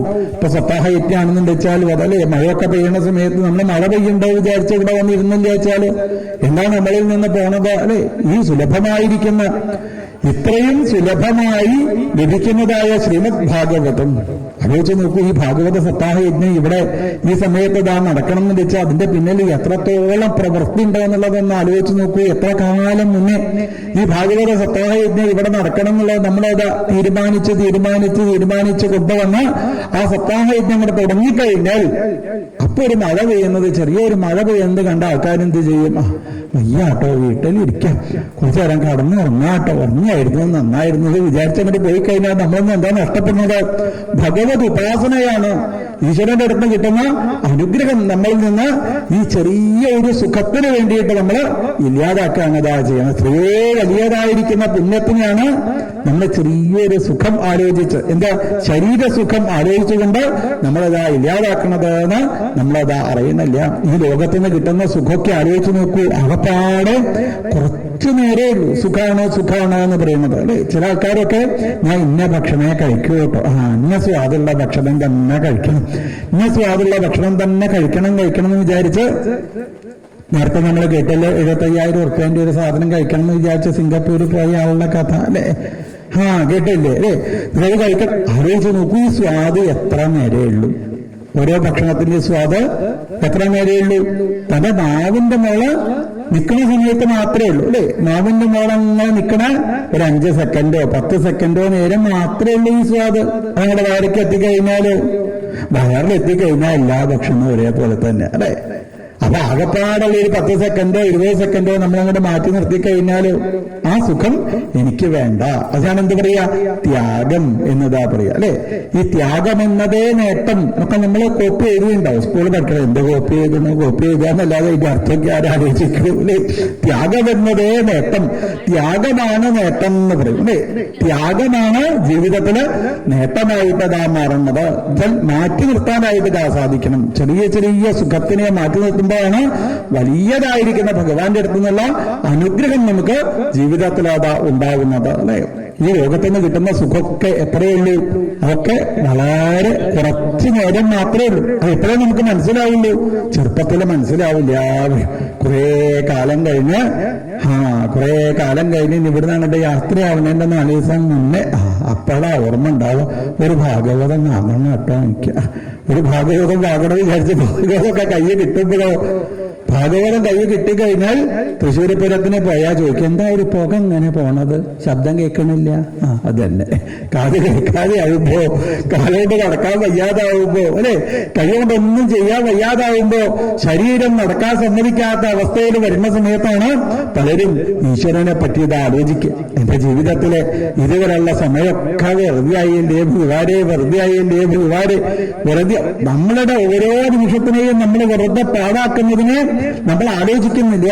ഒരാളിങ്ങനെ നടന്നു പോകുന്ന സമയത്ത് ഒരു സഞ്ചി കിട്ടിയത്രേ.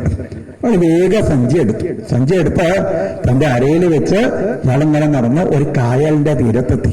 അങ്ങനെ കായലിന്റെ തീരത്ത് ഒരു കല്ലിന്റെ മോൾ എങ്ങനെ കാലം വെച്ച് നീട്ടിയിരുന്ന് കായലിലേക്ക് ഇങ്ങനെ നോക്കിയിരുന്ന് ഇങ്ങനെ ഓരോ മനോരാജ്യം ആലോചിക്കാത്രേ. അങ്ങനെ മനോരാജ്യം ആലോചിച്ചുകൊണ്ട് ഇങ്ങനെ ഇരിക്കുന്നതിന്റെ ഇടയ്ക്ക് ഒരു തവള ഇങ്ങനെ പോണത് കണ്ടു. ഇയാൾ എന്ത് ചെയ്തു അറിയും? തവളനെ കണ്ടപ്പോൾ നല്ല രസം തോന്നി. നമുക്കൊന്നും നോക്കാതെ ഈ തന്റെ കിഴിയിൽ നിന്ന് ഒരു കല്ല് പുറത്തേക്ക് എടുത്ത് ഒറ്റ വലിച്ചറിഞ്ഞു അങ്ങോട്ട്. പിന്നെ നോക്കിയ സമയത്ത് അതാ വേറെ ഏതോ ഒരു മത്സ്യം പോകുന്നുണ്ട്, അപ്പോഴും ഒരു കല്ലെടുത്ത് വലിച്ചെറിയും. പിന്നെ വേറെ ഒരു ജീവി പോകുന്ന സമയത്ത് ഒരു കല്ലെടുത്ത് വലിച്ചെറിയും. അവസാനം നോക്കിയ സമയത്ത് ഒരു ഒറ്റ കല്ലേ ഉള്ളൂ. ആ കല്ല് വലിച്ചെറിയുന്നതിന് മുന്നേ കയ്യിലേക്ക് നോക്കിയപ്പോ ഇതുവരെ എറിഞ്ഞതൊന്നും കല്ലുകളായിരുന്നില്ല, പിന്നെ വൈരക്കല്ലുകളായിരുന്നു അത്രേ.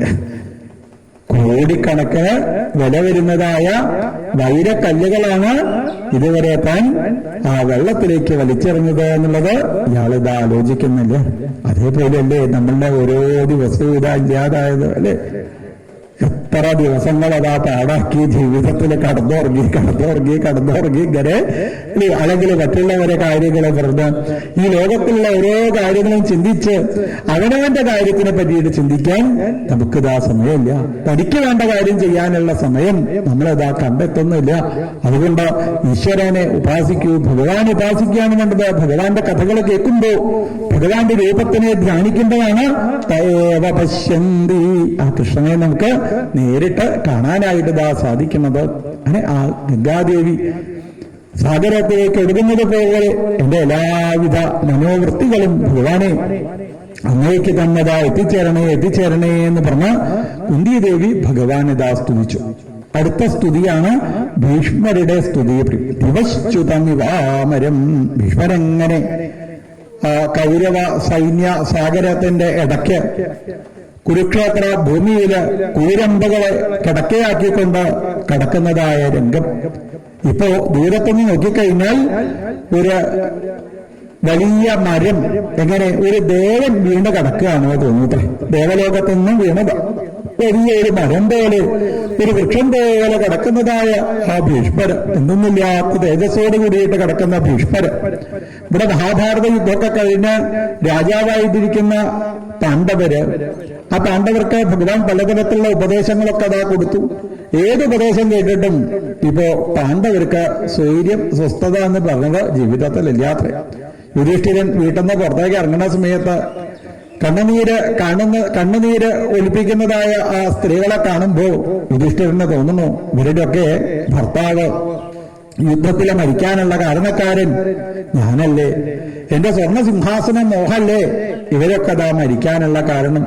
ചെറിയ കുട്ടികളെ കാണുന്ന സമയത്തും മറ്റുള്ളവരൊക്കെ കാണുന്ന സമയത്തും ഇതിനൊക്കെ ഉള്ള കാരണക്കാരൻ ഞാനാണെന്ന് വിചാരിച്ച് രാവിലെ മുതൽ വൈകുന്നേരം വരെ ഇപ്പോ യുധിഷ്ഠിരന് കരയാൻ മാത്രമേ സമയമുള്ളൂ അത്രേ. എപ്പോഴും കരഞ്ഞുകൊണ്ടിരിക്കുന്ന യുധിഷ്ഠിരന്റെ കരച്ചിൽ മാറ്റാൻ പർവ്വതോ നാരദോ ഭൗമ്യോ ഭഗവാൻ ബാദരായണ അന്യേ ചമുനയസ്സർവ. അനവധി മഹർഷീശ്വരന്മാര് വന്ന് പലതരത്തിലുള്ള ഉപദേശങ്ങളൊക്കെ അതാ കൊടുത്തു. സാക്ഷാൽ ശ്രീകൃഷ്ണ ഭഗവാൻ തന്നെ വന്ന് പലതരത്തിലുള്ള ഉപദേശങ്ങൾ അതാ കൊടുത്തു. എന്നിട്ടും ആ പാണ്ഡവരുടെ ദുഃഖം ഒരു തരി പോലും ഇല്ലാതാവുന്നില്ല. അപ്പൊ ഭഗവാൻ പറഞ്ഞു, എന്നാ ശരി, നമുക്ക് ഒരാളെ പോയി കാണാമെന്ന് പറഞ്ഞ് പാണ്ഡവരുടെ കൂട്ടിയിട്ട് ഭഗവാൻ ഇപ്പോ കുരുക്ഷേത്ര ഭൂമിയിൽ എത്തിച്ചേർന്നു. അങ്ങനെ പാണ്ഡവർക്ക് ഭീഷ്മപിതാമഹര് പലതരത്തിലുള്ള ധർമ്മത്തിനെയും ഉപദേശിച്ചു കൊടുത്തു. രാജധർമാൻ മോക്ഷധർമാൻ വിഭാഗശ സ്ത്രീധർമാൻ ഭഗവത് ധർമാൻ സമാസവ്യാസയോഗത. രാജധർമ്മത്തിനെ പറഞ്ഞു കൊടുത്തു. എങ്ങനെയാണ് രാജാവായിക്കൊണ്ട് ഈ ലോകത്തിനെ ഭരിക്കേണ്ടത് അല്ലെ. രാജാവിനുള്ള വരുമാനം എന്ന് പറഞ്ഞാൽ എന്താ രാജാവിനുള്ള വരുമാനം? നമ്മുടെ അടുത്തുനിന്ന് കിട്ടുന്ന നികുതിയാണ് അല്ലെ. ജനങ്ങളുടെ അടുത്തുനിന്ന് കിട്ടുന്നതായ നികുതിയാണ് രാജാവിന് വരുമാനമായിട്ടുള്ളത്. പക്ഷെ ഒരാളുടെ അടുത്തുനിന്ന് എത്രയേ നികുതി പിരിക്കാൻ പാടുള്ളൂ, എത്രയേ നികുതി പിരിക്കാൻ പാടുള്ളൂ, അതിനൊക്കെ നിയമങ്ങളുണ്ട്. ഒരു പൂവിൽ നിന്ന് എങ്ങനെയാണോ വണ്ട് തേൻ ശേഖരിക്കുന്നത് അത്ര കുറച്ച് മാത്രമേ ആളുകളുടെ അടുത്തുനിന്ന് നികുതിയായിട്ട് പിരിക്കാൻ പറ്റൂ. ഇപ്പൊ നമ്മൾ എത്ര നികുതി കൊടുക്കേണ്ട ആലോചിച്ച് നോക്കൂലേ. ആവശ്യം ഉണ്ടെച്ചാലും ആവശ്യം ഇല്ലാച്ചാലും വീട്ടിൽ വന്ന് ഇങ്ങനെ ഓരോ ആൾക്കാർ ഓരോന്ന് പറയും, നിങ്ങൾ അതുകൂടിയും തരണം അതുകൊണ്ട് എന്ത് ചെയ്തിട്ടാണെന്ന് വെച്ചാൽ തിരക്കടില്ല അല്ലെ. എന്തെങ്കിലും പണി എടുത്തിട്ടാണെന്ന് വെച്ചാൽ തിരക്കില്ല. അതൊന്നുമല്ല, വെറുതെ ഓരോന്ന് പറഞ്ഞ് ഇങ്ങനെ നമ്മളെ അടുത്തുനിന്ന് ആളുകളെ നികുതി വാങ്ങുന്നു. അപ്പൊ ഭഗവാൻ എന്താ പറയുന്നത്? രാജധർമ്മം എന്ന് പറഞ്ഞാൽ അത് നിയമമുണ്ട്, അതിനനുസരിച്ച് മാത്രമേ ഭരിക്കാനായിട്ട് പാടുള്ളൂ. രഞ്ജയതി ഇതി രാജാവ്. രഞ്ജയതി പറഞ്ഞാൽ രഞ്ജിപ്പിച്ചിട്ട് ഭരിക്കണം എന്ന് പറയും അല്ലെ. മറ്റുള്ളവർക്ക് സന്തോഷത്തിനെ പ്രദാനം ചെയ്യുന്ന സമയത്തെ ഒരാള് രാജാവായിട്ട് തീരുന്നു. യാതൊരു തരത്തിലുള്ള പ്രയാസവും പ്രജകൾക്ക് ഉണ്ടാവാനായിട്ട് പാടില്ല. യഥാർത്ഥമായിരിക്കുന്ന ഭരണം എന്ന് പറഞ്ഞാൽ രാത്രി 12:30 മണിക്ക് സർവാഭരണ വിഭൂഷിതയായി സർവ്വസൗന്ദര്യത്തോടു കൂടിയ ഒരു സ്ത്രീ രാത്രി 12:30 മണിക്ക് ഒറ്റയ്ക്ക് തെരുവിലൂടെ അങ്ങനെ നടക്കുന്നതായ അവസരം, ആ ഒരു സ്ഥിതി ആലോചിച്ച് നോക്കൂലേ. യാതൊരാളുടെയും കൂട്ടില്ലാതെ ഒറ്റയ്ക്ക് എങ്ങനെ സഞ്ചരിക്കാൻ, ഒരു ഭയവുമില്ലാതെ ഈ ലോകത്ത് സഞ്ചരിക്കാൻ സാധിക്കുന്നുണ്ടോ? അപ്പോഴാണ് രാജാവിന്റെ ഭരണം നല്ലതാണ് എന്നതാ പറയുക. ഇപ്പൊ പിന്നെ ആഭരണം ഇട്ട് നടക്കൊന്നും വേണ്ട, ആഭരണം ഇല്ലാതെ നടക്കണ്ട അല്ലെ, ഒറ്റയ്ക്ക് നടക്കണ്ട. അനവധി ആൾക്കാരുടെ കൂട്ടത്തിൽ നടന്നു കഴിഞ്ഞാൽ തന്നെ എന്തൊരു പേടിയ, ആൾക്കാർക്ക് വീട്ടിലിരിക്കാത്തന്നെ പേടിയ, എന്നിട്ടല്ലേ പുറത്തേക്ക് പോകുന്ന സമയത്ത് അല്ലെ. അപ്പൊ അതൊന്നും രാജധർമ്മമായിട്ട് മാറുന്നില്ല. രാജധർമ്മം എന്ന് പറഞ്ഞാൽ യാതൊരു ഭയവുമില്ലാതെ എല്ലാ സമയത്തും എപ്പോഴും ഈ ലോകത്തിലൂടെ സഞ്ചരിക്കാനായിട്ട് സാധിക്കണം. സ്ത്രീധർമാൻ, സ്ത്രീകളുടെ ധർമ്മത്തിനെ പറ്റിയിട്ട് പറഞ്ഞു കൊടുത്തു. സ്ത്രീകൾ എങ്ങനെ വേണം ഈ ലോകത്ത് ജീവിക്കുക. ഇപ്പൊ പുരുഷന്മാരുടെ ധർമ്മത്തിനെ പറഞ്ഞതാ കൊടുത്തു, ആപദ്ധർമ്മത്തിനെ പറഞ്ഞതാ കൊടുത്തു. ആപദ്ധർമ്മം എന്ന് പറഞ്ഞാൽ എന്താ അർത്ഥം? ആപത്ത് വരുന്ന സമയത്ത് എങ്ങനെയൊക്കെ വേണം നമ്മളതാ മറ്റുള്ളവരോട് പെരുമാറുക അല്ലെ. അപ്പോ സ്ത്രീധർമ്മം എന്ന് പറഞ്ഞാൽ എന്താണ്? ഒരു സ്ത്രീയുടെ അനുവാദം ഇല്ലാതെ ആ സ്ത്രീയെ സ്പർശിക്കാൻ പാടില്ല എന്ന് പറയും. അതാണ് സ്ത്രീധർമ്മം. അത് നടന്നു പോണതിന്റെ ഇടയ്ക്ക് ഒരു സ്ത്രീ വെള്ളത്തിൽ വീണത് കണ്ടു. അപ്പൊ പിന്നെ ഏത് ധർമ്മം അവിടെ വേണ്ടത്? സ്ത്രീയെ തൊടാൻ പാടില്ല, അതുകൊണ്ട് ഞാൻ രക്ഷിക്കില്ല എന്ന് പറഞ്ഞതല്ല. അപ്പൊ നമ്മൾ മാറി വെക്കല്ല വേണ്ടത്. അപ്പൊ ഏത് ധർമ്മം നമ്മൾ നോക്കേണ്ടത്? ഏത് ധർമ്മം? അതാണ് ആപദ്ധർമ്മം. പാപധർമ്മം എന്ന് പറഞ്ഞാൽ അപ്പൊ തന്നെ എന്ത് വേണം? വേഗ വെള്ളത്തിലേക്ക് എടുത്ത് ചാടി ആ സ്ത്രീയെ അതാ രക്ഷിക്കണം. ആ രക്ഷിക്കുക കഴിഞ്ഞാൽ പിന്നെ കഴിഞ്ഞു. അല്ലാതെ പിന്നെ ഫോൺ നമ്പർ എത്രയാ, വാട്സപ്പ് നമ്പർ എത്രയാ എന്നൊക്കെ ചോദിച്ച് പിന്നെ വിളിക്കാനായി പാടില്ല, പിന്നെ അത് ബന്ധം വയ്ക്കാൻ പാടില്ല. അപ്പോ ചില സമയത്ത് ധർമ്മങ്ങള് മുകളിലതാ നിൽക്കും. ഇങ്ങനെ പലതരത്തിലുള്ള ധർമ്മങ്ങളെ പറ്റിയിട്ടൊക്കെ അതാ പറഞ്ഞു കൊടുത്തു. അവസാനം സഹസ്രനാമം ഭീഷ്മപിതാമഹര് ശ്രീകൃഷ്ണ ഭഗവാനെ മുൻനിർത്തിക്കൊണ്ട് യുധിഷ്ഠിരനത ഉപദേശിച്ചതാ കൊടുക്കുന്നു. അല്ല, സഹസ്രനാമം ജപിക്കുന്ന സമയത്ത് എല്ലാവിധ ഐശ്വര്യവും ഇതാ ഉണ്ടാവുന്നു. ഭഗവാന്റെ 1000 നാമങ്ങളടങ്ങിയ സഹസ്രനാമത്തിനെ കൂടി പറഞ്ഞു കൊടുത്തപ്പോ അവസാനം ഭീഷ്മര് ഭഗവാനോടായിട്ട് പറഞ്ഞു, ഭഗവാനെ അങ്ങനെ എന്റെ പാദത്തിന്റെ അടുത്തേക്ക് ഒന്ന് വന്നു നിൽക്കണേ. ഭക്തദാസനായിരിക്കുന്ന ശ്രീകൃഷ്ണ ഭഗവാൻ കൂരമ്പകളുടെ മുകളിൽ അങ്ങനെ കിടക്കുന്ന ഭീഷ്മരുടെ പാദങ്ങളുടെ അടുത്ത് വന്നതാ നിന്നു. അപ്പൊ ഭീഷ്മര് പറഞ്ഞു, ഭഗവാനെ ഇനി ഞാൻ കണ്ണടക്കില്ല കേട്ടോ. എന്തുകൊണ്ടാ കണ്ണടക്കില്ല എന്ന് പറയുന്നത്? കണ്ണടക്കുന്ന സമയത്ത് എനിക്ക് അങ്ങയെ കാണാൻ സാധിക്കില്ലല്ലോ. കണ്ണടച്ചു കഴിഞ്ഞാൽ എനിക്ക് അങ്ങയെ കാണാൻ സാധിക്കില്ലല്ലോ ഭഗവാനെ. അങ്ങയെ തന്നെ ഇങ്ങനെ കണ്ണുകൊണ്ട് കണ്ടുകൊണ്ടിരിക്കുമ്പോ ഗതായുധവ്യഥ, ഒരു വ്യഥകളും ഒരു ദുഃഖവും ഞാനിതാ അറിയുന്നില്ല. അല്ലെ, ഭഗവാൻ ഇങ്ങനെ കണ്ടുകൊണ്ടിരിക്കുമ്പോഴാണ് ദുഃഖങ്ങളൊക്കെ നമ്മളതാ മറക്കുക. ആലോചിച്ച് നോക്കൂ, പലതരത്തിലുള്ള വിഷമങ്ങളും ദുഃഖങ്ങളുമായി കൃഷ്ണനെന്ന് കാണണേ എന്ന് വിചാരിച്ച് ശ്രീകോവിലിന്റെ മുല്ലങ്ങളെ വന്നു നിൽക്കുമ്പോ ഒരു ഭക്തൻ ഭഗവാനെ തന്നെ നോക്കി നിൽക്കുന്ന സമയത്താണ് എല്ലാതും മറക്കാതെ ശരീരത്തിനെ തന്നെ മറന്നുകൊണ്ട് ഭഗവാനെ തന്നെ ചിന്തിച്ചുകൊണ്ടിരിക്കുമ്പോ ഏത് ദുഃഖമാണ് നമ്മൾ അറിയുന്നത്, ഏത് വേദനയാണ് നമ്മുടെ ജീവിതത്തിൽ അത് അറിയുന്നത്. അതുകൊണ്ട് കൃഷ്ണ, ഞാനിനി കണ്ണടക്കില്ല എന്ന് പറഞ്ഞ് ഭീഷ്മര് ഭഗവാനെ സ്തുതിക്കാനായിട്ട് ഇതാ പുറപ്പെട്ടു. ഇതിമതിരുപകൽപ്പിതാവിതൃഷ്ണ ഭഗവതി സത്വതപുങ്കവേ വിഭൂമി സുസുഖമുപഗതേ ക്വചിദ്വിഹർത്തും പ്രകൃതിമുപേയുഷിയൽ ഭവപ്രവാഹ ത്രിഭുവനഗമനം കമാലവർണം രവികര ഗൗരവരാംബരം ദധാനേ ബപുരളകുലാവൃതാനരാജ്യം വിജയസഖേ രതിരസ്തുമേനവദ്യാ ഇതി മതി ഉപകൽപ്പിത. ഇനിയുള്ളതായിരിക്കുന്ന സമയം എന്റെ ബുദ്ധിയില് ഭഗവാനെ അങ്ങയെ തന്നെ എനിക്ക് കാണാനായിട്ട് സാധിക്കണേ. ഇനി എത്ര കാലമായി ലോകത്ത് എന്നുള്ളത് എനിക്ക് പറയാനായിട്ട് സാധിക്കില്ല. എത്ര കാലമായാലും വെറുക്കടല്ല. ആ സമയത്തൊക്കെ എനിക്ക് അങ്ങയെ തന്നെ ഓർക്കാൻ സാധിക്കണേ, അങ്ങയെ തന്നെ ചിന്തിക്കാനായിട്ട് സാധിക്കണേ. ത്രിഭുവനഗമനം കമാലവർണം, 3 ലോകത്തിനെയും മോഹിപ്പിക്കുന്നതായ അങ്ങയുടെ അതിമനോഹരമായിരിക്കുന്ന സ്വരൂപത്തിന് അതാണിതാ എനിക്കിപ്പോ ഓർക്കാനായിട്ട് സാധിക്കുന്നത്. ത്രിഭുവനഗമനം മാലവർണം രവികര ഗൗരവരാംബരം ദധാനേ. ഭഗവാൻ അണിഞ്ഞതായിരിക്കുന്ന പീതാംബരപ്പട്ടലേക്ക് സ്വർണത്തിന്റെ നിറത്തോടുകൂടിയ ആ പീതാംബരപ്പെട്ട് അതിനെയാണ് ഭഗവാനെ എനിക്കിതാ ഇപ്പോ ഓർക്കാനായിട്ട് സാധിക്കുന്നത്. പാണ്ഡവരിലെ പ്രധാനിയായിരിക്കുന്ന അർജുനൻ തേരിലങ്ങനെ കയറി പാണ്ഡവ കൗരവ യുദ്ധത്തിന്റെ നേരെ നടുക്കങ്ങലതാ വന്നു നിൽക്കുമ്പോ കൃഷ്ണൻ മുന്നിലതാ വന്നു നിന്നു. അർജുനൻ ചോദിച്ചു, എന്താ കൃഷ്ണ നീ അവിടെ നിൽക്കണത്? അർജുന, സത്യം പറഞ്ഞ അപ്പൊ ജോലിയൊന്നും ഇല്ല കേട്ടോ, ഒരു ജോലി ഇല്ലാതെ വെറുതെ നിൽക്കുക ഞാൻ. മാത്രമല്ല ഇതിന്റെ മുന്നേ ഒരു വലിയ പ്രതിജ്ഞയും കൂടി ഞാനതാ എടുത്തു. അതുകൊണ്ട് കയ്യില് ആയുധം പോലും ഞാനതാ ഇപ്പോ പിടിക്കാതാ പതിവില്ല. ഒരു ചെറിയ കത്തി പോലും എനിക്ക് തൊടാൻ പറ്റില്ല. കാരണം ഒരു പ്രതിജ്ഞ ഞാനതാ എടുത്തു. അതുകൊണ്ട് എന്തെങ്കിലും ജോലി കിട്ടിയാൽ തിരക്കിടില്ല എന്ന് പറഞ്ഞുകൊണ്ടിരിക്കുന്ന കൃഷ്ണനെ കണ്ടപ്പോ അർജുനൻ പറഞ്ഞു, അതേ കൃഷ്ണ, നല്ലൊരു തേരാളിയെ കിട്ടിക്കഴിഞ്ഞാൽ ഈ മഹാഭാരത യുദ്ധമല്ല ലോകം മുഴുവനും ഞാനിതാ ജയിക്കും. പറ്റുന്നുണ്ട് വെച്ചാൽ അവിടേക്ക് കയറിയിരുന്നോ പറഞ്ഞു. ഇത്ര കേൾക്കേണ്ട താമസേ ഉള്ളൂ. എത്ര പെട്ടെന്ന് ആ ശ്രീകൃഷ്ണ ഭഗവാൻ അർജുനന്റെ തേരാളിയായിക്കൊണ്ട് ആ അർജുനന്റെ മുന്നില് അർജുനന്റെ 4 കുതിരകളുടെ പിന്നിൽ അങ്ങനെ നിൽക്കണ അഗ്രേ കൃത്യാകമവിചരണം ജാനുനേനേകതിഷ്ഠം പശ്ചായി പാർത്ഥം പ്രണയവിവശേനാക്ഷിണായി ക്ഷമാണം സവ്യേതോത്രം കരസരസിജേ ദക്ഷിണേ ജ്ഞാനമുദ്രാമാഭിഭ്രാണോ രഥമദിവസൻ പാതുന സൂതവേഷധാരിയായിക്കൊണ്ട് അർജുനന്റെ തേരാളിയായിക്കൊണ്ട് പാർത്ഥസാരഥിയായിക്കൊണ്ട് കുരുക്ഷേത്ര ഭൂമിയിൽ അങ്ങനെ നിൽക്കുന്ന സാക്ഷാൽ ശ്രീകൃഷ്ണ ഭഗവാൻ ആ അർജുനന്റെ തേരില് കടിഞ്ഞാണത് കുതിരകളുടെ കടിഞ്ഞാണ് പിടിച്ചതോടുകൂടി ഭഗവാൻ എന്തോ ഒരു ശബ്ദം ഉണ്ടാക്കിയതോടുകൂടി എത്ര വേഗ തേര് പോണത് അറിയില്ല.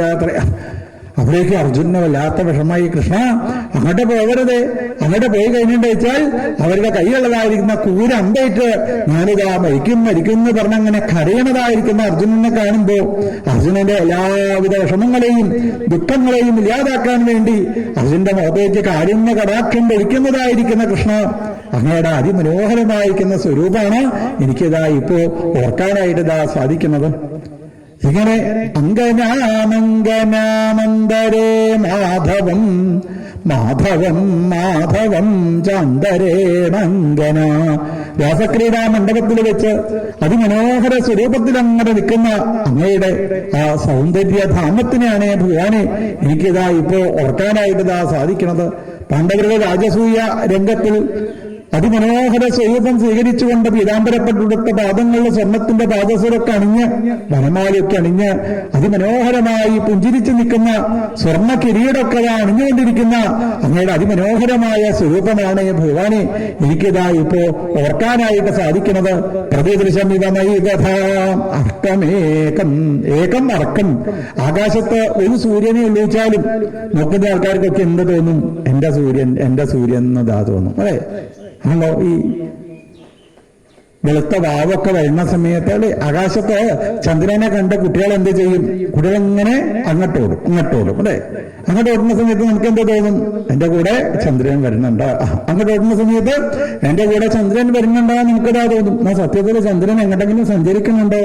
എവിടേക്ക് സഞ്ചരിക്കുന്നില്ല. പക്ഷേ എനിക്ക് തോന്നുന്നു എന്റെ ചന്ദ്രൻ ഇതേപോലെ എന്റെ സൂര്യൻ ആളുകൾ പറയുന്ന രീതിയിൽ ഇവിടെ കുരുക്ഷേത്ര ഭൂമിയിൽ നിൽക്കുന്നതായ അങ്ങയുടെ ആ അതിമനോഹരമായ സ്വരൂപത്തിനെയാണ് ഭഗവാനെ എനിക്കിതാ ഓർക്കാൻ സാധിക്കുന്നത് എന്ന് പറഞ്ഞാൽ ഭീഷ്മപിതാമഹർ തന്റെ ആ രണ്ട് കണ്ണുകൾ ഇതാ അവിടെ വെച്ചതാ അടച്ചു. ഭീഷ്മരുടെ ശരീരത്തിന്റെ ഉള്ളിലുള്ളതായിരിക്കുന്ന ദിവ്യമായിരിക്കുന്ന തേജസ് ഭഗവാന്റെ പാദങ്ങളിലതാ വന്നതാ ചേർന്നു. അപ്പോഴേക്കും പാണ്ഡവര് ആ കൗരവർക്ക് വേണ്ടിയിട്ടുള്ള കുരുക്ഷേത്ര ഭൂമിയിൽ വെച്ച് മരിച്ച ആളുകൾക്ക് വേണ്ടിയിട്ടുള്ള പിതൃകർമ്മങ്ങളൊക്കെ ചെയ്യാനായിട്ട് പുറപ്പെട്ടു.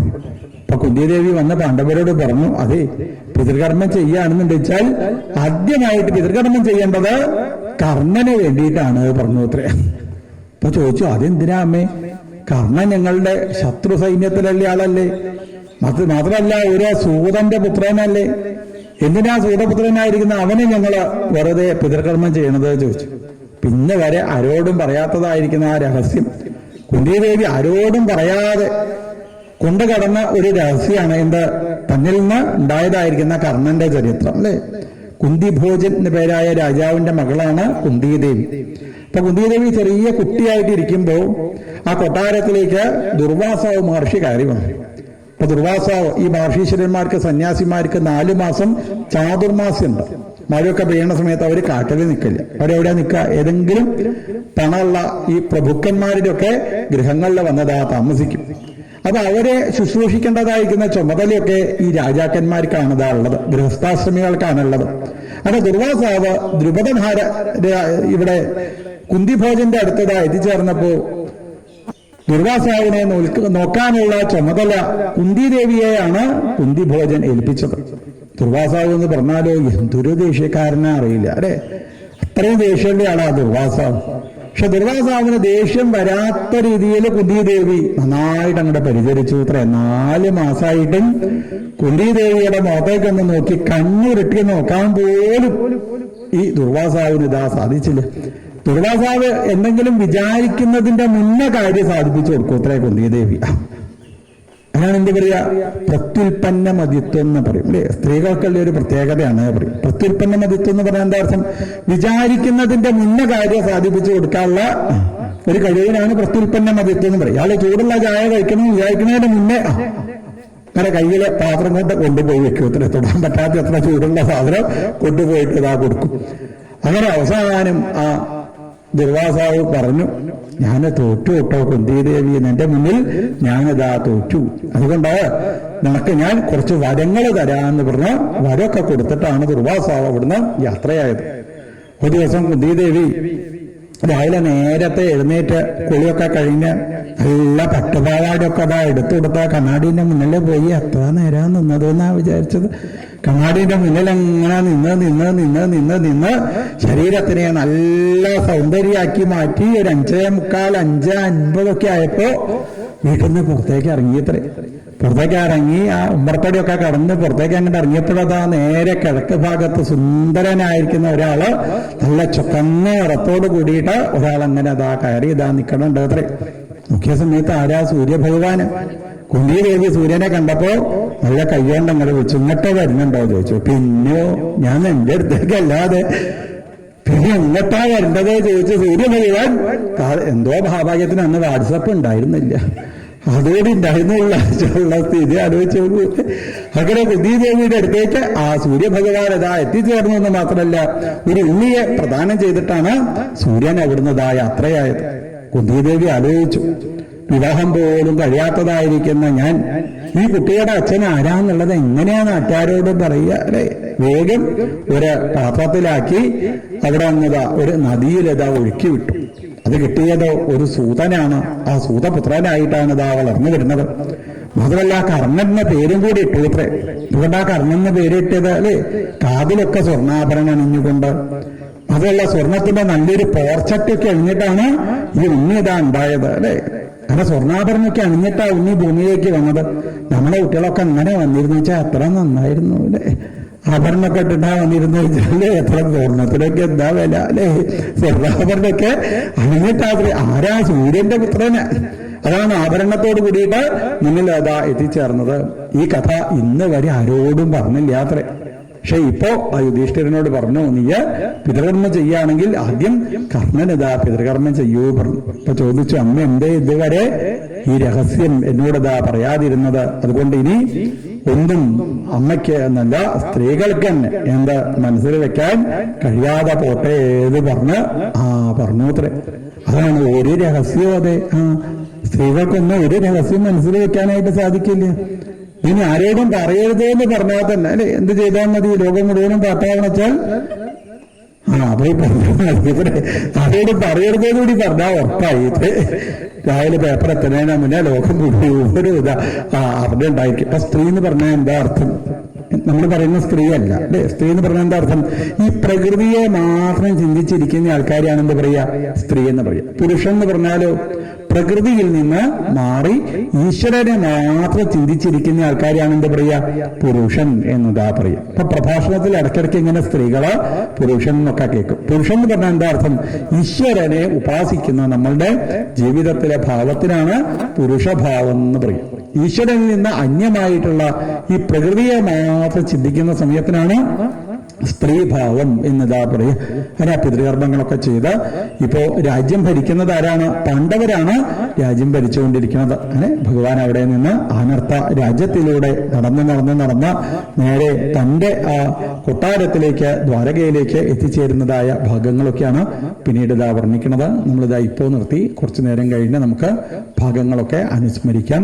ഗോവിന്ദനാമ സങ്കീർത്തനം ഗോവിന്ദ ഗോവിന്ദ. ഹരേ രാമ രാമ രാമ ഹരേ ഹരേ. ഹരേ കൃഷ്ണ കൃഷ്ണ കൃഷ്ണ ഹരേ ഹരേ.